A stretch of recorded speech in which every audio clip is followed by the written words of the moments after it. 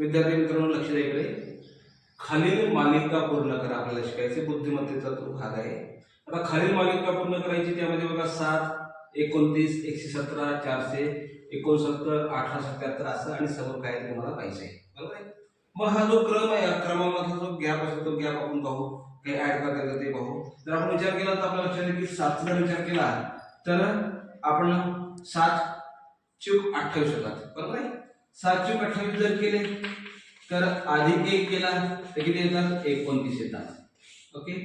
मग पुन्हा तोच फॉर्म्युला आपण समोर लावू. 29 ला जर आपण 4 ने गुणलं तर किती येतात पाहू. बघा 9 चूक 36 6 झाले 3 4 दोन्ही 8 8 आणि 3 11 अधिक 1 किती झाले 117.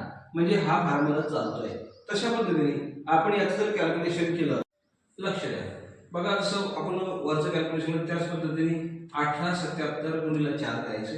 त्याचं कॅल्क्युलेशन जर आपण केलं तर आपल्या लक्षात येते किती येतं 7508. त्यामध्ये 1 मिळवायचा म्हणजे 7509. तर आपण जर बघितलं ऑप्शन मध्ये तर 7509 ऑप्शन नंबर 4 जो आहे तो काय करेक्ट आहे. ओके.